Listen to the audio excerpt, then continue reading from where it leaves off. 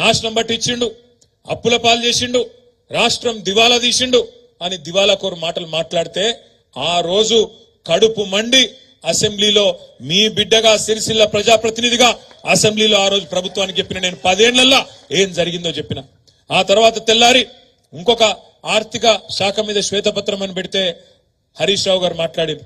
తర్వాత విద్యుత్ శాఖ మీద పెడితే మన జగదీష్ రెడ్డి గారు మాట్లాడింది. 3 రోజులు అసెంబ్లీ నడిస్తే 3 రోజులు మన పార్టీ తరఫున మనం కూడా సమాధానం చెప్పినాం. మంచిగానే సమాధానం చెప్పినామా?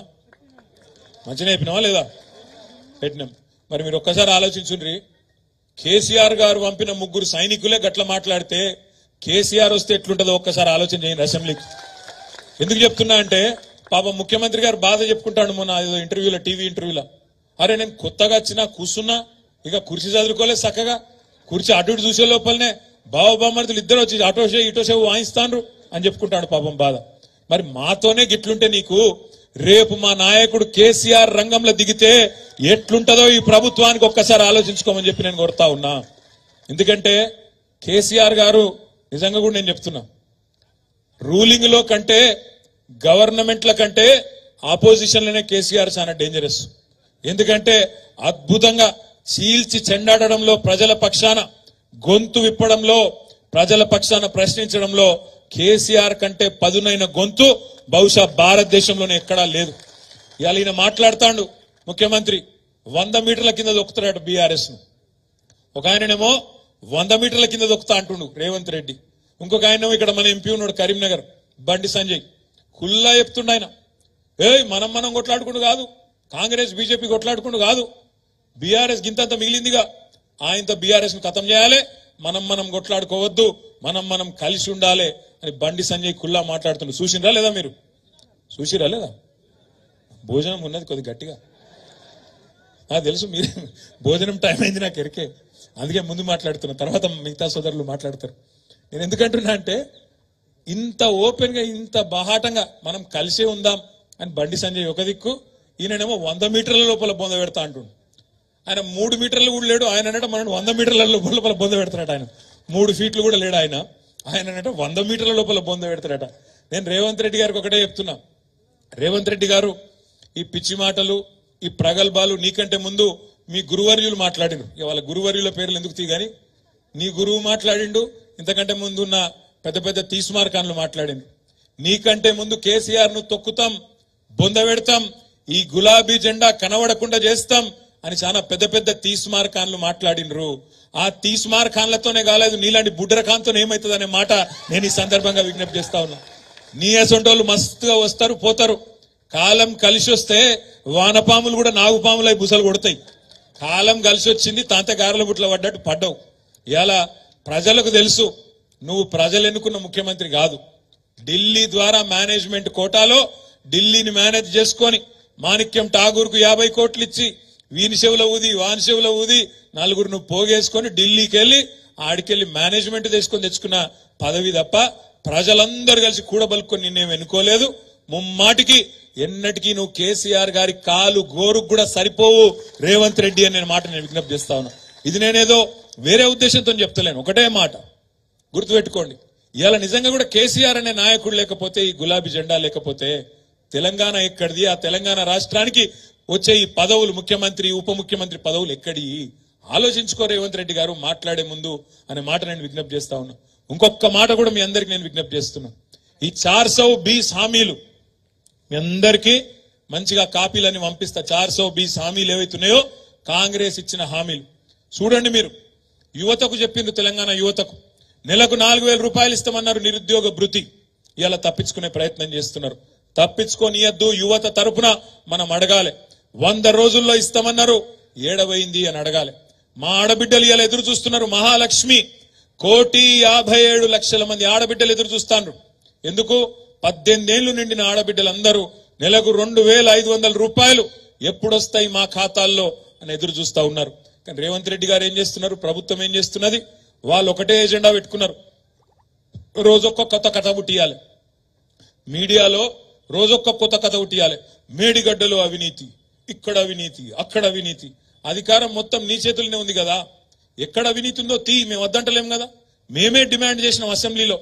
అవినీతి జరిగిందంటున్నావు కదా, ఎంక్వైరీ చేయి, తప్పు ఎవరు చేసినో చర్య తీసుకో దమ్ముంటే అని చెప్పి మనమే డిమాండ్ చేసినాం. ఆ విషయంలో వెనుకకు పోము, పక్కా వెనుకకు పోము. ఎక్కడ అవినీతి ఉంటే అక్కడ చర్య తీసుకో, మాకు అభ్యంతరం లేదు. కానీ తప్పించుకునే ప్రయత్నం చేస్తే మాత్రం వదిలిపెట్టం, ప్రజల తరపున అడుగుతూనే ఉంటాం. రేపు మళ్ళా ఏప్రిల్ మీరు పార్లమెంట్ ఎన్నికకు పోయే నాటికి వరి కోతలు అవుతాయి, తప్పకుండా వరి కోతలు అవుతాయి.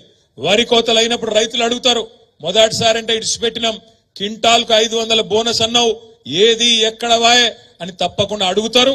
ఆ రైతుల తరపున అడగాల్సింది ప్రధాన ప్రతిపక్షంగా మనమే అనే మాట కూడా నేను మీకు విజ్ఞప్తి చేస్తా ఉన్నా. మొన్న రేవంత్ రెడ్డి గారు దావోస్ పోయిండు, దావోస్ లో చెప్తాండు మేము రైతు భరోసా చాలు చేసినాం అని పచ్చి అబద్ధాలు ఇలా విదేశాలలో చెప్తున్నాడు ఈ ముఖ్యమంత్రి గారు. నిజంగా రైతు భరోసా చాలు అయిందా?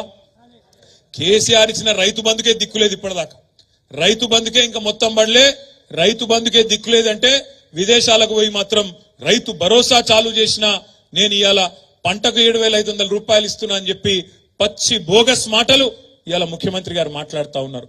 రేపా రైతు భరోసా విషయంలో కూడా మరి ఎండాకాలం పంట మళ్ళీ నాటేసే టైం వచ్చింది అంటే రైతు భరోసా కింద చాలు కాకపోతే ప్రజలు రైతులు ఊరుకోరు. ఆ రోజు పంట కోతల టైంకు బోగస్సు ఈ బోనస్ ఇయ్యక మళ్ళీ బోగస్ మాటలు చెప్తే తప్పకుండా నీ పార్టీని ఊచకోతకు వస్తారు రైతులు అనే మాట కూడా ఈ సందర్భంగా నేను మీకు విజ్ఞప్తి చేస్తా ఉన్నా. ఎందుకంటే రైతులకు కూడా తెలుసు కొద్దిగా ఓపిక పట్టాలి కాబట్టి ఓపిక పడతాను. ఇప్పుడిప్పుడే వచ్చిండు కదా, మీరు కూడా ఎగిరిత పడకుండా బిడ్డ, తొందర పడకుండా అంటారు. మేమేం తిడతలేము, ఎగిరిత పడతలేం, విమర్శ చేస్తలేం, యాద్ చేస్తున్నాం. 100 రోజులలో చేస్తా, డిసెంబర్ 9 నాడు మొదటి సంతకం పెడతా, 2 లక్షల రుణమాఫీ చేస్తా అని మేం చెప్పలే, మీరే చెప్పినరు. చెప్పిన దాన్ని మీకు యాద్ చేస్తున్నాం, వేరే మాట మాట్లాడతలేం. మా ఆడబిడ్డలకు చెప్పినారు మీరు, తులం బంగారం ఇస్తామన్నారు. కళ్యాణ లక్ష్మి కేసీఆర్ ఇస్తాండు, దాంతో పాటు తులం బంగారం ఇస్తా అంటుండు. మొన్న శ్రీధర్ బాబు గారు ఇక్కడ మంత్రిలో కళ్యాణ లక్ష్మి చెక్కులు ఇచ్చిండు. ఏమాయా తులం బంగారం శ్రీధర్ బాబు గారు అంటే మెమ్మెమ్మే బెబ్బెబ్బే ఇప్పటిదాకా లేదు. మరి ఇస్తారా ఇయ్యరా చూడాలిగా. తులం బంగారం ఇస్తారా ఇయ్యరా, 7 కేలు వస్తాయి, మనం చూడాలి, ఏం చేస్తారో కూడా తప్పకుండా చూడాలి. ఇంకొక మాట కూడా నేను మీకు విజ్ఞప్తి చేస్తా ఉన్నాను. ఇవాళ ఈ ప్రభుత్వం నిజంగా కూడా ఎట్లుందంటే ఎట్లన్నా చేసి తప్పించుకోవాలి. ఏమన్నా చేసి గత ప్రభుత్వం మీద కేసీఆర్ మీద 4 మాటలు మాట్లాడి 4 తిట్లు తిట్టి ఆయంత ప్రజల దృష్టిని అటో ఇటో చేసి ఆగం చేసి తప్పించుకోవాలన్న చక్కర్లో ఉన్నది. ఏమంటాడు ఆయన సెక్రటేరియట్కి పోయి, నేను ఇక్కడ లంకె బిందెలు ఉంటాయనుకొని వచ్చినా కానీ ఖాళీ బిందెలు ఉన్నాయంటుండు. లంకె బిందెల కోసం ఎవరు తిరుగుతారే? లంకె బిందెల కోసం ఎవరు తిరుగుతారు? ఏడ తిరుగుతారు? పాడుబడ్డ గుట్టలల్లా, పాడుబడ్డ గుళ్ళల్లా, పాత గడిలల్లా అలా పోయి తవ్వుతా అంటారు. ఆ గడపార పట్టుకొని తటపార తీసుకొని అర్ధరాత్రి పోయి దొంగసాటుకు పోయి తవ్వుతుంటారు. అయ్యా రేవంత్ రెడ్డి గారు, మీరు వినండి జాగ్రత్తగా. మీకు పాపం ఇదివరకు ఎన్నడూ మంత్రిగా పనిచేసిన అనుభవం లేదు, ఎన్నడూ ప్రభుత్వంలో ఉన్న అనుభవం లేదు కాబట్టి నువ్వు అనుకున్నట్టున్నావు సెక్రటేరియట్ కిందేమో బిందెలు ఉన్నాయి తవ్వుకుంటా అని. సెక్రటేరియట్లో లంకె బిందెలు ఉంటాయి నాయన, ఆడ కంప్యూటర్లు ఉంటాయి, పేపర్లు ఉంటాయి, పనిచేసేందుకు అధికారులు ఉంటారు. వాళ్ళందరితో కూర్చోబెట్టి ఇచ్చిన హామీలు ఎట్లా నెరవేరుస్తావో గడిదికి ఆలోచన చెయ్యి. లంకె బిందెల కోసం తవ్వుడు, అర్ధరాత్రి తిరుగుడు, ఇంకేడుకో పోయి ఏమేమో ప్రయత్నాలు చేసుడు బంద్ చేయి. అట్లాంటివి ఏమి ఉండయి ప్రభుత్వంలో, తెలుసుకో అనే మాట కూడా నేను మీకు విజ్ఞప్తి చేస్తా ఉన్నా. ఎందుకంటే ఇట్లాంటి వాళ్ళు ఎన్నెన్ని మాటలు చెప్పారు ఒకసారి చూడు. ఆ 420 హామీల లిస్టు చూస్తేనైతే మనం చక్కెర వచ్చి పడిపోతాం. అందుకే నేను మిమ్మల్ని కోరేది, ఈ ప్రభుత్వం నోటికి ఎంత వస్తే అంత చెప్పి అలవిగాని హామీలు ఇచ్చి ఇలా తప్పించుకునే ప్రయత్నంలో భాగంగా కేసీఆర్ ఇట్లా చేసిపోయిండు, అప్పుల పాలు చేసిపోయిండు, ఇది చేసిపోయిండు, అది చేసిపోయిండు అని మాట్లాడుతున్నాడు. కేసీఆర్ ఏం చేసిండో ప్రజలకు తెలుసు. 200 రూపాయల పెన్షన్ ను 2,000 రూపాయలు చేసినోడు కేసీఆర్. 500 రూపాయల పెన్షన్ ను దివ్యాంగులకు 4,000 రూపాయలు చేసింది కేసీఆర్. ఇది వరకు దేశంలో ఎన్నడూ లేని విధంగా రైతులకు 73,000 కోట్ల రూపాయలు వాళ్ళ ఖాతాలో రైతు బంధు రూపంలో టైంకి ఇచ్చింది కేసీఆర్. భారతదేశం మొత్తంలో 24 గంటలు ఉచితంగా విద్యుత్ ఇచ్చింది ఒకే ఒక్క నాయకుడు రైతులకు, కేసీఆర్. ఇవాళ మా సోదరులు నేతన్నలు సిరిసిల్లలో ఉన్నారు. మీకు కూడా నేను ఒక మాట ఇస్తా ఉన్నా, మీ అందరికీ నేను మాట ఇస్తా ఉన్నా. ఇవాళ బెదిరిస్తున్నారట కాంగ్రెస్ వాళ్ళు, మీరు కేటీఆర్ కోటేసిరు కదా మీకు ఆర్డర్లు ఇస్తామా చూసుకుంటాం అంటున్నట. నేను కూడా మీకు మాట ఇస్తున్నా, అవసరమైతే సిరిసిల్ల ప్రజల ప్రతినిధిగా, సిరిసిల్ల ప్రజా ప్రతినిధిగా మొత్తం 39 మంది ఎమ్మెల్యేలు అవసరమైతే రాష్ట్ర ప్రభుత్వాన్ని దిగ్బంధం చేస్తాం, నిర్బంధిస్తాం, వాళ్ళని సవాల్ చేసి తప్పకుండా సిరిసిల్లలో నేతన్న ప్రతి నేతన్నను కాపాడుకుంటాం. మీరెవ్వరికి కూడా భయపడవలసిన అవసరం లేదు. అక్కడేదో కొత్తగా ప్రభుత్వంలోకి వచ్చినంత మాత్రాన మేమేదో రాజులం, జాగీర్దారులం, మేమేదో పెద్దవాళ్ళం, సుల్తాన్లం అనుకుంటే నడవది. ప్రజల కోసం నడవాలి తప్ప, ప్రజల కోసం ప్రభుత్వం పనిచేయాలి తప్ప మేం పగబడతాం, ఓటేయకపోతే ఊకోము అనే లైన్లో బెదిరిస్తే ఎవరు బెదిరిపోవాల్సిన అవసరం లేదు. అక్కడక్కడ సరే బెదిరిపోయేటోళ్ళు కూడా కొంతమంది ఉంటారు. అధికారం పోయి 50 రోజులు కాలే, అక్కడ ఇక్కడ కొంతమంది నాయకులు తత్తరపడుతున్నారు. సర్పంచులు ఒకరిద్దరు అక్కడ ఇక్కడ ఆగమాగం అవుతాను. నేను మీ అందరికి ఒక మాట ఇస్తున్నా, మీ అందరికీ ఒక మాట ఇస్తా ఉన్నా. చెరువు నిండినాక కప్పలు మస్తుకు వస్తాయి, కానీ ప్రతిపక్షంలో ఉన్న నాడు ఈ రోజు ఇక్కడ కూర్చున్న మీరే నిజమైన నాయకులు, నిజమైన కార్యకర్తలు అనే మాట మీకు విజ్ఞప్తి చేస్తా ఉన్నా. మీకు ఇంకొక మాట కూడా ఇస్తున్నా. నేను ఇండ్లకెళ్లే ఇలా ఒక్క నాయకుడు పోతే భయపడేది లేదు. ఒక సర్పంచో, ఒక ఎంపీటీసో, ఒక కౌన్సిలరో, కాంగ్రెస్ వాళ్ళ ప్రలోభాలకో, బీజేపీ వాళ్ళ భయాలకో పోతే భయపడకండి, బెదిరిపోకండి. ఎవ్వరు లేని నాడే తెలంగాణ తెచ్చింది ఈ గులాబీ జెండా అనే మాట మర్చిపోకండి. పెద్ద పెద్దోళ్లను తట్టుకొని, పెద్ద పెద్ద ఆకు సిపాయిలను తట్టుకొనే ఈ గులాబీ జెండానే తెలంగాణను తీసుకొచ్చిన పార్టీ. ఒక్క నాయకుడు పోతే 10 మంది కొత్త వాళ్ళను, అద్భుతమైన నాయకులను తయారు చేసుకుందాం. తయారు చేసే బాధ్యత నేను తీసుకుంటా అని చెప్పి కూడా మీకు విజ్ఞప్తి చేస్తా ఉన్నా. ఇంకా ఈ 5 ఏళ్లు వేరే పనేం లేదు. ఈ 5 ఏళ్లు మనకు మంత్రి పదవి లేదు, ప్రభుత్వంలో లేం కాబట్టి వేరే పనేమి లేదు. పార్టీ పటిష్టత కోసం పనిచేద్దాం. పార్టీని క్షేత్రస్థాయి నుంచి నిర్మాణం చేసుకుందాం. ఎస్, ఆగన్ ఒక్కడే ఉన్నాడు జిల్లా పార్టీ ప్రెసిడెంట్ గా. జిల్లా కమిటీని బ్రహ్మాండంగా ఫుల్ ఫ్లెజ్డ్ చేసుకుందాం. చాలా మందికి అందులో అవకాశాలు ఇచ్చుకుందాం. అనుబంధ సంఘాలు ఉన్నాయి, వాటిని కూడా పటిష్టం చేసుకుందాం. పని చేసేటోళ్ళకే పదవులు ఇద్దాం. ఎవరన్నా పని చేయం, మేము పెద్ద మనుషులు అసంటోళ్ళం అంటే మీరు పక్కకుండండి, గౌరవప్రదంగా పక్కకు జరగండి అనే మాట కూడా చెబుదాం. పక్కకు కూర్చోబెడదాం. ఎందుకంటే పోయింది అధికారం మాత్రమే, పోరాట పటిమ పోలేదు, సత్తా ఎక్కడ తగ్గలేదు, తగ్గద్దు అని కూడా నేను విజ్ఞప్తి చేస్తా ఉన్నా. మా తమ్ముళ్ళు కొంతమంది అడుగుతున్నారు, అన్నా మేము ప్రెస్ మీట్లు పెట్టానంటే మాకు అధికార ప్రతినిధి హోదా ఇయ్యాలి కదా అని అడుగుతా ఉన్నారు. తప్పకుండా కొంతమంది అధికార ప్రతినిధులు కూడా నియమించుకుందాం. మండలాల్లో, జిల్లాలో, రాష్ట్రంలో ఎప్పటికప్పుడు ప్రజా సమస్యల మీద గొంతు విప్పే అద్భుతమైన నాయకత్వం మన పార్టీలో ఉన్నది. కేసీఆర్ తయారు చేసిన సైనికులు ఒకరు కాదు. ఇలా నాకంటే అద్భుతంగా ఇక్కడ మైక్ ఇస్తే మాట్లాడగలిగిన వాళ్ళు 100 మంది ఉన్నారు. నాకు కూడా తెలుసు. ఏ ఊరికా ఊరు అట్లాంటి వాళ్ళని తయారు చేసిండు కేసీఆర్. కాబట్టి నేను అంటున్నా, ప్రజల పక్షాన రాబోయే 3, 4, 5 ఏళ్లు గట్టిగా నిలబడదాం, గట్టిగా కొట్లాడదాం. పోయింది తాత్కాలికంగా అధికారం మాత్రమే. అధికారం పోగానే బేజారయ్యేటోళ్ళు ఉంటారు, కొంత అక్కడ ఇక్కడ కింద మీద పడేటోళ్ళు ఉంటారు, ఆగమాగం అయ్యేటోళ్ళు ఉంటారు. వాళ్ళ గురించి మీరేం ఫికర్ చేయకూడదు. పోతే ఎవరైనా పోతారు, వదిలించుకుందాం, ఏం తప్పులేదు. కొత్తోళ్ళని తయారు చేసుకుందాం, గట్టిగా నిలబడదాం. ఉన్నోళ్ళం కొంతమందిమైనా సరే గట్టిగా నిలబడదాం. ఇంకొక మాట కూడా నేను చెప్తున్నా, పార్టీ పుట్టినాడు 2001లో ప్రతి ఊర్లో వెంటనే 100 మంది ఉండేనా? లేరు. ఊరికొక్కరున్నా చాలు గట్టోడు అనుకున్నాం, బయలుదేరినాం. 14 ఏళ్లలో తెలంగాణ తెచ్చుకున్నాం. ఇలా 14 ఏళ్ల తర్వాత ప్రజలు అధికారం ఇచ్చినారు. 10 ఏళ్ళు అధికారం మనకు అవకాశం ఇచ్చిండ్రు. అక్కడక్కడ మా తమ్ముళ్ళు కూడా తప్పు మాట్లాడుతున్నారు. మాట్లాడకండి, ప్రజలను కించపరిచే విధంగా ఎవరు మాట్లాడకండి. ప్రజలను మోసం చేసిన నాయకులను చూసినాం, కానీ నాయకులను మోసం చేసిన ప్రజలను చూడలేదన్నాడు అని మాట్లాడుతున్నారు అక్కడక్కడ మా తమ్ముళ్ళు సోషల్ మీడియాలో. అట్లాంటి మాట ఎవరు మాట్లాడకండి. అదే ప్రజలు, ఏ ప్రజలైతే మొన్న మనకు అవకాశం ఇవ్వలేదో, ప్రతిపక్షంలో ఉండమని తీర్పిచ్చిండ్రో, వాళ్ళే మనకు 2 సార్లు అధికారం కూడా ఇచ్చిండ్రు. కాబట్టి ఆ రోజు వాళ్ళు చేసింది కరెక్ట్ అయితే ఈ రోజు వాళ్ళు చేసింది కూడా కరెక్టే. కాబట్టి ఎవరు కూడా పొరపాటున కూడా ఒక్క పొల్లు మాట కూడా మాట్లాడకండి. మనం ఆలోచించుకుందాం. సిరిసిల్లలో పోయిన ఎలక్షన్లో 2018లో మనకు 90,000 మెజారిటీ వచ్చింది, 89,000 చిల్లర. ఈసారి 29,000 చిల్లర వచ్చింది. ఎందుకు తగ్గిందో ఆలోచించుకుందాం. ఎక్కడ లోపం ఉందో ఆలోచించుకుందాం, దాన్ని సవరించుకుందాం. లోపం నాలో ఉంటే నేను సవరించుకుంటా, లోపం మీలో ఉంటే మీరు కూడా సవరించుకోవాలని చెప్పి నేను విజ్ఞప్తి చేస్తా ఉన్నా. తప్పు నాది కూడా ఉండొచ్చు, నేను కూడా మనిషినే, తప్పు చేయలేదు, నేనేమి పొరపాటు చేయలేదని నేను చెప్పను. ఉంటాయి లోటుపాట్లు, పొరపాట్లు, మనిషి అన్నాక ఉంటాయి. అధికారంలో భాగంగా గత 10 ఏళ్లుగా మనం ఒకటే సింగిల్ మైండెడ్ గా పనిచేసినాం, ఒకటే ఆలోచనతో పనిచేసినాం. ఎట్టి పరిస్థితుల్లో మన రాష్ట్రం పేరు నిలబడాలి. కష్టపడి తెచ్చుకున్న రాష్ట్రం భారతదేశంలోనే టాప్ కావాలి, నంబర్ 1 కావాలని చెప్పి బ్రహ్మాండంగా ఆనాడు అధికారంలో ఉన్నప్పుడు 10 ఏళ్ల పాటు నిర్విరామంగా పనిచేసినాం.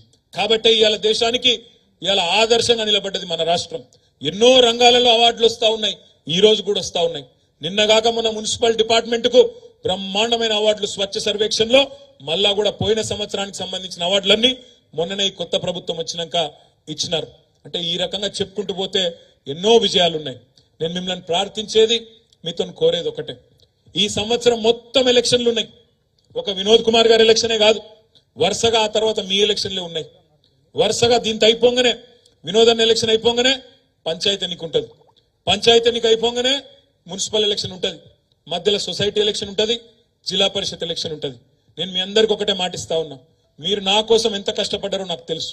ఒక్కొక్కరు సిరిసిల్లలో కౌన్సిలర్లు కానీ, గ్రామాల్లో సర్పంచులు ఎంపీటీసీలు కానీ, జెడ్పీటీసీలు ఎంపీపీలు కానీ, గ్రామ శాఖల అధ్యక్షులు ఏ పదవిలో లేకపోయినా కార్యకర్తగా నాయకుడిగా నా మీద ప్రేమతో, కేసీఆర్ మీద ప్రేమతో, ఈ గులాబీ జెండా మీద ప్రేమతో కష్టపడ్డ వాళ్ళు ఒకరిద్దరు కాదు, వేల మంది మీరు కష్టపడితేనే ఇవాళ ఇంతమంది మేము 39 మంది ఎమ్మెల్యేలు అయినాం. మాకు తెలుసు లక్షల మంది మీ కష్టం ఉంది, ఇలా 39 మందికి పదవులు వచ్చినాయంటే. అందుకే నేను మీకు ఇచ్చే మాట ఏంటంటే, రేపటి రోజున ఈ ఎన్నికల సంవత్సరంలో ఎన్నో ఎన్నికలు రాబోతున్నాయి కాబట్టి, నా ఎన్నిక అయిపోయినప్పటికీ రేపటి రోజున మీ ఎన్నికల్లో మీకంటే ఎక్కువ కష్టం నేను పడతా, మీకోసం నేను తిరుగుతా, అన్ని రకాలుగా మీకు అండగా నిలబడి మిమ్మల్ని గెలిపించుకుంటా అనే మాట కూడా నేను మీకు విజ్ఞప్తి చేస్తా ఉన్నా. ప్రజల్లో మనకేం కమ్మి లేదు, ప్రజల్లో మనకేం లోటు లేదు. అక్కడక్కడ చిన్నపాటి అలకలు అసంతృప్తులు ఉండొచ్చు, తాత్కాలికంగా అవతలోళ్ళు పాల పొంగులాగా చూపెట్టిన కొన్ని ఆశలకు ఆశ పడచ్చు. వీళ్ళు 2 సార్లు ఇచ్చినాం కదా, వాళ్ళకు ఒక్కసారి ఇస్తే ఏంది అనే ఒక ఆలోచన రావచ్చు. తప్పేం కాదు, అప్పుడప్పుడు జరుగుతాయి అట్లాంటి. కానీ మనం తప్పకుండా ఈ ప్రభుత్వాన్ని వాళ్ళు ఇచ్చిన ప్రతి హామీ, రైతులకు కానీ, మహిళలకు కానీ, యువకులకు కానీ, ఉద్యోగులకు కానీ, నిరుద్యోగులకు కానీ ఇచ్చిన ప్రతి హామీని నిలబెట్టుకునే దిశగా తప్పకుండా డిమాండ్ చేయాలి.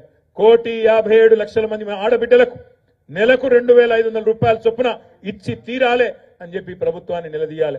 సంవత్సరానికి 5 లక్షల మందికి ఇండ్లు ఇస్తామన్నారు, ఇందిరమ్మ ఇండ్లు తప్పకుండా ఇచ్చేదాకా ఎంబడబడాలి. 4,000 నిరుద్యోగ భృతి ఇస్తామన్నారు, ఇచ్చేదాకా ఎంబడబడాలి. బీసీ సబ్ ప్లాన్ అన్నారు, పెట్టమని చెప్పి డిమాండ్ చేయాలి. మైనారిటీ సబ్ ప్లాన్ అన్నారు, పెట్టమని చెప్పి డిమాండ్ చేయాలి. వాళ్ళు ఇచ్చిన 420 హామీలు ఏ ఒక్కటి కూడా తప్పకుండా ఆ పుస్తకాన్ని పట్టుకొని మనం గల్లీ గల్లీలో చర్చ పెట్టాలి, ప్రజలను జాగరూకులను చేయాలి. అందుకే నేను మిమ్మల్ని అందరినీ కోరేది, ఏమీ నష్టం జరగలేదు. కొద్దిగా మనకు కూడా బ్రేక్ దొరికింది అనుకోండి, కార్ సర్వీసింగ్ చేసుకుందాం, మళ్ళా రోడ్ ఎక్కుదాం, మళ్ళా తొక్కుడు దొక్కితే 100 స్పీడ్తోని మళ్ళా తప్పకుండా అధికారంలోకి తీసుకొచ్చే నాయకత్వం, శక్తి, సత్తా మీకుంది, మనకుంది. మనం ఏం కూడా బేజారు కావాల్సిన అవసరం లేదు. ఇవాళ పార్లమెంట్ ఎన్నికల్లో ఒక్క మాట మీరు ఆలోచన చేయండి. ఇవాళ వినోద్ కుమార్ గారు మన అభ్యర్థిగా ఎట్లా పనిచేసినరో, గతంలో ఎంపీగా 2014 నుంచి 19 వరకు మీ కళ్ళ ముంగట్నే ఉంది. గత 10 ఏళ్లుగా కేంద్రంలో మోడీ గారి ప్రభుత్వమే ఉన్నది. ఈ 10 ఏళ్లలో 2 ఎంపీలుగా పనిచేసినారు మన కరీంనగర్ నియోజకవర్గానికి. మొదటి 5 ఏళ్లు వినోద్ కుమార్ గారు 2014 నుంచి 19 దాకా పనిచేసినారు. 19 నుంచి 24 వరకు మన ఎంపీ బండి సంజయ్ గారు పనిచేసినారు. వీళ్ళిద్దరి పనితీరు ఎట్లుందో ఒక్కసారి మీరే బేరీ చేసుకోవాలని చెప్పి నేను కోరుతా ఉన్నా. వినోద్ కుమార్ గారు ఎంపీగా ఉన్నప్పుడు పార్లమెంటులో 110 చర్చల్లో పాల్గొన్నాడు. 550 ప్రశ్నలు మన తెలంగాణ తరపున, మన కరీంనగర్ తరపున, మనందరి తరపున గొంతు విప్పి బలంగా అక్కడ కేంద్ర ప్రభుత్వాన్ని ప్రశ్నించిండు. 10 ప్రైవేట్ మెంబర్ బిల్లులు పెట్టిండు వినోద్ కుమార్ గారు. మరి అదే బండి సంజయ్ గారు, ఆయన 5 ఏళ్లలో ఎంపీగా ఒక్క పార్లమెంట్ చర్చలో పాల్గొనలేదు. వినోదన్న 550 ప్రశ్నలు అడిగితే ఆయన 50 ప్రశ్నలు అడిగిండు. వినోదన్న 10 ప్రైవేట్ మెంబర్ బిల్లులు పెడితే ఆయన పెట్టింది గుండు 0. అసలు బండి సంజయ్ కుమార్ గారు కనీసం ఇంతవరకు ముఖం చూపెట్టని గ్రామాలు కాదు, మండలాలు కూడా ఎన్నో ఉన్నాయి. చాలా మండలాలకు కూడా కనీసం రాలే. మీ ఇర్నపల్లికి వచ్చిండో లేదో నాకు తెలియదు, గంభీరాపేటకు వచ్చిండా డౌటే. ఎక్కడ కూడా మొత్తం కరీంనగర్ పార్లమెంట్ ఎక్కడ కూడా పోలే. పోగా నేను ఇంకొక మాట కూడా మిమ్మల్ని అడుగుతున్నా, ఏమన్నా ఒక్క మంచి పని చేసిండా మన పార్లమెంట్ నియోజకవర్గానికి? కనీసం ప్రజలకు పనికొచ్చే ఒక్క మంచి పని, ఒక గుడి తెచ్చిండా కొత్తగా, లేదా ఉన్న గుడికి పైసలు తెచ్చిండా? వెమ్లవాడ రాజన్ ఉంటాడు, ఇక్కడనే కొండగట్టు అంజన్ ఉన్నాడు, ఇల్లందకుంటల రాముల వారు ఉన్నాడు, ఒక్క పైస తెచ్చిండా వాళ్ళకు? తెల్లారు లేస్తే ఈ రోజు ఏం వారం, ఈ రోజు ఏం దేవుడు అంటాడు. కానీ ఒక్క పైసా నరేంద్ర మోడీ దగ్గర ఇంత పతార ఉంటే, పలుకుబడి ఉంటే ఒక్క పైస తెచ్చిండా గుడికి? ఏ గుడికి ఒక్క పైస తేలే. దాంతో పాటు ఒక బడి తెచ్చిండా? పోని నవోదయ పాఠశాలలు ఇవ్వాలి. కొత్త జిల్లాలు ఏర్పడితే మన సిరిసిల్లకు కూడా నవోదయ పాఠశాల ఇచ్చేది ఉండే. ఇచ్చిండా? తెచ్చిండా? తేలే. ఆఖరికి కేసీఆర్ గారు ఆనాడు పార్లమెంట్ సభ్యుడిగా ఉన్నప్పుడు రైలు మంజూరు చేయించిండు హైదరాబాద్ నుంచి కరీంనగర్ కు వయా సిద్దిపేట, సిరిసిల్ల, వేములవాడ మీదకెళ్లి బోయిన్పల్లి మీదకెళ్లి కరీంనగర్ కు పోయేందుకు రైలు మంజూరు చేయించిండు 2005-6లో. 18 ఏళ్ళ. మరి వినోద్ కుమార్ గారు ఉన్నప్పుడు కోషిష్ చేసిండు, కొద్ది గుంజుకొచ్చిండు. 18 తర్వాత మొత్తం అయిపోయింది పని. ఎందుకంటే పట్టించుకోలేదు. ఇప్పుడున్న ఎంపీ గారు సిరిసిల్ల, వేములవాడ, బోయిన్పల్లి, చొప్పదండి మీదకెళ్లి కరీంనగర్ పోయే రైలును ఎన్నడూ పట్టించుకోలేదు. మరి రైలుదేలే, బడిదేలే, గుడిదేలే, ఒక్క ఊరికి పోలే, ఒక్క మనిషికి కనవాళ్లే. ఆయనకుండే ఎంపీ ల్యాడ్స్ ఉంటాయి 5 కోట్లు ఎంతో ఉంటాయి. 5 కోట్ల 10 కోట్లు 5 కోట్లు. ఎక్కడైనా 5 పైసలు పెట్టిండో లేదో సిరిసిల్లలో నాకైతే తెరకలేదు. ఒక్క ప్రభుత్వ కార్యక్రమంలో పాల్గొనలేకపోయిన 5 ఏళ్లలో ఒక్కటంటే ఒక్క జాగల. నేను పిలిచిన ఒకసారి అకీంపేటలో కలిసిండే, రాష్ట్రపతి గారిని ఆహ్వానించే టైంలో కలిసిండు. కలిసి చెప్పిన ఎంపీ సాబ్ దొరుకుతలేవు, జర రా, అప్పుడప్పుడు అధికారిక కార్యక్రమాల్లో రా అని చెప్పిన.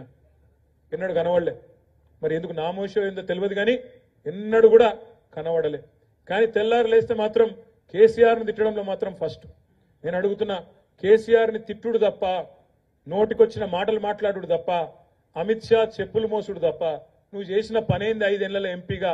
ఒకసారి చెప్పి మళ్ళీ ఒక్కసారి ఓట్లు అడగాలని చెప్పి నేను కోరుతా ఉన్నా. మాట్లాడుతూ ఆయన అంటూ, నేను మొన్న కరీంనగర్లో మాట్లాడినా, మేము ధర్మం కోసం పనిచేసే వాళ్ళం, మమ్మల్ని అంటావా కేటీఆర్ నీకు అహంకారం ఎక్కువ అని తిట్టిండు. అరే ధర్మం కోసం పనిచేసేది ఉంటే మఠం పెట్టుకోవాలి భయ్, మఠం పెట్టుకోవాలి, ఆశ్రమం పెట్టుకోవాలి, పని చేయాలి. నేను అద్దంటలేను, నువ్వు మంచోనివే, నేను కాదంటలేను, పని చేయి కాదంటలేను. కానీ పార్లమెంటు మెంబర్గా ఉన్నప్పుడు, ప్రజాప్రతినిధిగా ఉన్నప్పుడు ప్రజలకు కావాల్సిన పనులు చేయాలనా వద్దా? ప్రజల హక్కులు, ప్రజల సమస్యలు ప్రస్తావించాలనా లేదా పార్లమెంట్లో? అమేమీ చేయకుండా నేను ఓన్లీ దేవుని కోసం పనిచేస్తా అంటే, దేవుని కోసం పనిచేసే వాళ్ళు కాశీలా అక్కడ ఇక్కడ పెద్ద మనుషులు చాలా మంది గొప్ప వాళ్ళు జీవితాన్ని అంకితం చేసిన వాళ్ళు ఉన్నారు. నువ్వు అట్లా ఓదలుచుకుంటే పో, నాకేం అభ్యంతరం లేదు. కానీ కరీంనగర్ పార్లమెంటులో నీకు ఓటు అడిగే హక్కు లేదు అనే మాట మాత్రం ఖచ్చితంగా బండి సంజయ్ గారికి చెప్పవలసిన బాధ్యత మనందరి మీద ఉన్నది. మీరు చూడండి, ఇక్కడ మా సిరిసిల్ల నేతన్నలు ఉన్నారు. ఇవాళ వారం 10 రోజులుగా ఆగమాగం అవుతా ఉన్నారు. ఇవాళ సమ్మె చేసే పరిస్థితి వచ్చింది. మెగా పవర్ లూమ్ క్లస్టర్ కావాలి సిరిసిల్లకు అని చెప్పి నేను, వినోద్ గారు ఆనాడు ప్లానింగ్ బోర్డు అధ్యక్షుడిగా 8 సార్లు పోయినాం, 10 సార్లు పోయినాం కేంద్రంలో ఉండే ప్రభుత్వం దగ్గరికి. మరి ఈయన బీజేపీ ఎంపీ అయ్యుండి, బీజేపీ రాష్ట్ర అధ్యక్షుడు అయ్యుండి కనీసం మన సిరిసిల్ల నేతన్న కోసమో, జమ్మికుంటలో ఉండే నేతన్న కోసమో ఒక్క పథకం తెచ్చిండా ఆలోచించమని చెప్పి నేను కోరుతా ఉన్నా. ఇవాళ దేవుడి పేరు మీద ఓట్లు అడగడం కాదు బండి సంజయ్ గారు, మీకు గుర్తు చేస్తా ఉన్నా.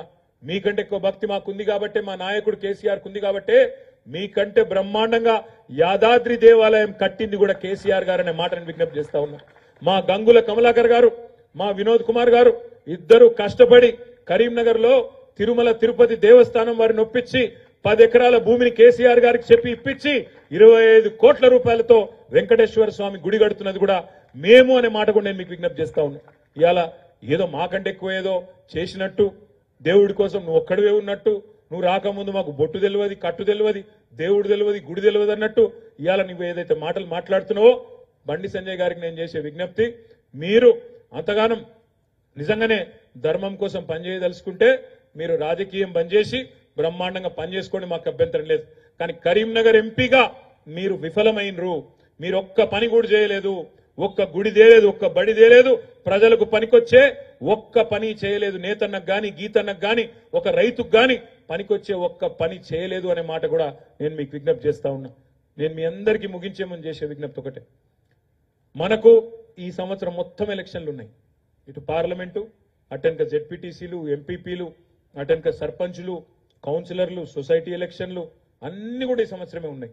మీరు ఒకటి యాది పెట్టుకోండి, ఇప్పుడు ఈ పార్లమెంట్ ఎన్నికల్లో మనం గట్టిగా పనిచేస్తేనే మీ వార్డులలో, మీ సర్పంచ్ ఎలక్షన్లో, మీ ఊర్లలో గట్టిగా పునాది పడుతుంది. దీని తర్వాత వెంటనే మీ ఎలక్షనే ఉంటది. కాబట్టి ఈ రోజు మీరు చేసే కష్టం మీకోసమే చేస్తున్నామనే మాట యాది పెట్టుకోండి. వినోద్ అన్న కోసమో ఇంకెవరి కోసమో మీరు పని చేస్తలేరు. ప్రజల దగ్గరికి పోవాలి. కాంగ్రెస్ పార్టీ, బీజేపీ పార్టీ ఏమేం మాటలు చెప్పినాయో చెప్పాలి. ఇంకొక మాట మాత్రం చెప్పి నేను ముగిస్తాను. నిన్న మొన్నటి దాకా కాంగ్రెస్ వాళ్ళు బాగా ఎగురుతుండే. ఏమన్నారు వాళ్ళు?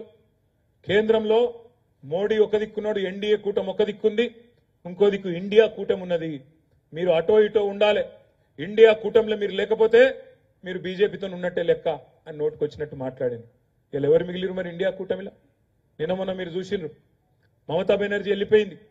నేను వీళ్ళతో ఉండా, ఈ రాహుల్ గాంధీతో కాంగ్రెస్ పార్టీతో ఉండా, వీళ్ళ అహంకారాన్ని నేను భరించలేను, నేను సొంతంగానే పోటీ చేస్తా అని చెప్పి ఆమె తన దారి తను చూసుకున్నది. అరవింద్ కేజ్రీవాల్ గారు ఢిల్లీలో ఆయన వెళ్ళిపోయిండు. పంజాబ్లో భగవంత్ సింగ్ మాన్ గారు ముఖ్యమంత్రి, ఆయన కూడా వెళ్ళిపోయిండు. నేను వీళ్ళతో నాతో కలిసి పనిచేసుడు కాదు, నా ఇచ్చ నేను కొట్లాడుకుంటా, నా పార్టీకి నేను కొట్లాడుకుంటా, నేను ఒంటరిగానే కొట్లాడతా అని ఆయన వెళ్ళిపోయిండు. కేరళలో సిపిఎం పినరాయి విజయన్ గారు ముఖ్యమంత్రి, ఆయన కూడా నా దారి నేను చూసుకుంటా, ఈ కాంగ్రెస్ అహంకారం నాతో అయితలేదు, వశపడతలేదు అని ఆయన వెళ్ళిపోయిండు. బీహార్లో ఇప్పుడే మీరు చూసుంటారు వార్త, నితీష్ కుమార్ గారు ఇండియా కూటమి విడిచిపెట్టి ఎన్డీఏ కూటమిలో ఆయన వెళ్ళిపోయిండు. మరి ఇక మిగిలిందేవాళ్ళు? వదికు రాహుల్ గాంధీ గారేమో భారత్ జోడో అంటున్నాడు, దేశమంతనేమో కాంగ్రెస్ చూడో అని చెప్పి ఎక్కడో అక్కడ వెళ్ళిపోతున్నారు. అందుకే నేను మీకు విజ్ఞప్తి చేసేది, బీజేపీని ఆపాలంటే, బీజేపీని నిలువరించాలంటే, బీజేపీకి చెక్ పెట్టాలి అంటే ఇక్కడ ఉన్న మా మిత్రులందరూ నేను కోరేది ఒకటే, ఇవాళ కాంగ్రెస్ పార్టీతో సాధ్యం కాదు. కాంగ్రెస్ పార్టీలో ఆ శక్తి లేదు, బీజేపీని ఆపే సత్తా గాని శక్తి గాని వాళ్ళకు లేదు. అందుకే నేను కోరేది మిమ్మల్ని, ప్రాంతీయ నాయకులు ఎవరైతే బలమైన నాయకులు ఉన్నారో, కేసీఆర్ గాని, మమతా బెనర్జీ గాని, ఇవాళ అదే విధంగా అరవింద్ కేజ్రీవాల్ గాని, పినరాయి విజయన్ గాని, ఇట్లాంటి నాయకులకు ఓట్లేస్తేనే బీజేపీని ఆపగలుగుతాం తప్ప లేకపోతే ఆపే పరిస్థితి లేదు. ఇక్కడ ఉండే మన సిరిసిల్లలో కరీంనగర్ పార్లమెంట్ లో ఉండే లెఫ్ట్ మేధావులతో నేను కొడతా ఉన్నా, వామపక్ష సంస్థల్లో గతంలో పనిచేసిన మిత్రులను కూడా నేను కొడతా ఉన్నా. ఇవాళ బీజేపీని ఆపాలి అంటే కాంగ్రెస్ లో ఆ ధైర్యము లేదు, ఆ దమ్ము లేదు, ఆ సత్తా లేదు, ఆ తెగింపు కూడా కాంగ్రెస్ పార్టీకి లేదు. అయినా మీరు ఇంకొక మాట కూడా గమనించాలా, ఇవాళ బీజేపీ వ్యతిరేకులుగా ఉన్న మిత్రులు కాంగ్రెస్ బీజేపీ కూడబలుక్కొని మాట్లాడుతున్నాయి, కూడబలుక్కొని ఒకటైతా ఉన్నాయి. గమనించండి, మొన్న శాసన మండలి 2 స్థానాలు ఖాళీ అయినాయి. కడియం శ్రీహరి గారు, కౌశిక్ రెడ్డి గారు, ఇద్దరు ఎమ్మెల్సీలు ఎమ్మెల్యేలు అయినరు, ఎలక్షన్లు నిలబడి ఇద్దరు రాజీనామా చేసిరు. ఇద్దరు కూడా ఎమ్మెల్యేల ద్వారా ఎన్నుకోబడ్డ ఎమ్మెల్సీలు, ఇద్దరు రాజీనామా పెట్టినరు, సంతకం ఇచ్చిండ్రు. ఒకటేసారి రాజీనామా చేసిండ్రు, ఒకటే నిమిషంలో. ఒకటేసారి ఇద్దరి రాజీనామా విషయం బులెటిన్ ద్వారా ఎలక్షన్ కమిషన్ కు మన అసెంబ్లీ వాళ్ళు చెప్పిండ్రు. ఇద్దరి స్థానాలు ఒకటేసారి ఖాళీ అయినప్పుడు ఉప ఎన్నిక కూడా ఒకటేసారి పెట్టాలనా వద్దా? పెట్టాలనా? ఇద్దరు కేటగిరీ సేమ్, ఇద్దరు ఎమ్మెల్యేల ద్వారా ఎన్నుకోబడ్డ వాళ్ళే, ఇద్దరు ఒకటేసారి రాజీనామా చేసిండ్రు. ఇద్దరు రాజీనామా చేసిన విషయం కూడా ఒకటే కామన్ బులెటిన్ లో కేంద్రంలో ఉండే ఎలక్షన్ కమిషన్ కు మన అసెంబ్లీ వాళ్ళు చెప్పిండ్రు. కానీ ఏం జరిగిందో ఎరికేనా? రేవంత్ రెడ్డి గారు పోయినరు, అమిత్ షా గారిని కలిసిండ్రు, పుష్పగుచ్చం ఇచ్చిండ్రు. గంట తర్వాత ఎలక్షన్ కమిషన్ నుంచి ఆ 2 ఎమ్మెల్సీ స్థానాలకు 2 అలగలగ సార్లు ఎన్నికలు పెట్టాలి, ఒకటేసారి పెట్టొద్దు అని ఆర్డర్ వచ్చింది. ఒకటేసారి పెడితే ఏమైతుండే? చెరొకటి వస్తుండే కాంగ్రెస్ కు, బీఆర్ఎస్ కు. కానీ 2 అలగలగ పెడితే ఏమైంది? 2 కాంగ్రెస్ కే పోయినాయి. ఇవాళ ఇది పరిస్థితి. కాంగ్రెస్ బీజేపీ అండర్స్టాండింగ్ ఎంత దృఢంగా ఉందో, వాళ్ళ ఫెవికాల్ బంధం, దాన్ని బట్టే మీరు చెప్పచ్చు. నిన్న మీరు చూసిండ్రు, మనం ప్రొఫెసర్ దాసోజు శ్రవణ్ గారు తెలంగాణ ఉద్యమంలో పనిచేసిన మరి మిత్రుడు, మీ అందరికీ సుపరిచితుడు, టీవీలలో చూసే ఉంటారు శ్రవణ్ గారిని. గట్టిగా మాట్లాడతాడు, ఒక ప్రొఫెసరు, చదువుకున్న ఆయన, మంచి వ్యక్తి. సోదరుడు కె సత్యనారాయణ గారు మాజీ ఎమ్మెల్యే, ఎరుకల సామాజిక వర్గానికి సంబంధించి మంచి సంఘ సేవ కూడా చేస్తూ ఉంటారు, సంగారెడ్డి మాజీ ఎమ్మెల్యే. ఇద్దరి పేర్లు మనం 4 నెలల కిందట కేబినెట్ లో తీర్మానం చేసి మన ప్రభుత్వం ఉన్నప్పుడు గవర్నర్ గారికి పంపించినాం. అమ్మ గవర్నర్ గారు, ఇద్దరు మంచి వ్యక్తులను ప్రతిపాదిస్తున్నాం, మీ కోటాలో ఎమ్మెల్సీ చేయమని రిక్వెస్ట్ చేసినాం. ఆమె ఏమని రిజెక్ట్ చేసింది తెలుసా? రిజెక్ట్ చేసింది. ఏమని? వీళ్ళిద్దరికి రాజకీయ నేపథ్యం ఉన్నది, రాజకీయ సంబంధం ఉన్నది, కాబట్టి నేను ఇద్దరిని తిరస్కరిస్తున్నా అని పంపించింది. మరి నిన్న కోదండరామ్ గారు, ఒక రాజకీయ పార్టీ అధ్యక్షుడు, ఆయన రాజకీయ పార్టీ కార్యకర్త కాదు, నాయకుడు కాదు, తెలంగాణ జన సమితి అనే రాజకీయ పార్టీ అధ్యక్షుడు, ఆయన పేరు పంపంగానే రేవంత్ రెడ్డి గారు, గవర్నర్ గారు కళ్ళు మూసుకొని సంతకం పెట్టింది. మరి ఎవరు ఎవరితో కలిసిన్నారు, ఎవరు ఎవరితో అంటగాగుతున్నారు, ప్రజలు ఆలోచన చేయాలి. పోయినసారి కూడా కరీంనగర్ లో ఏం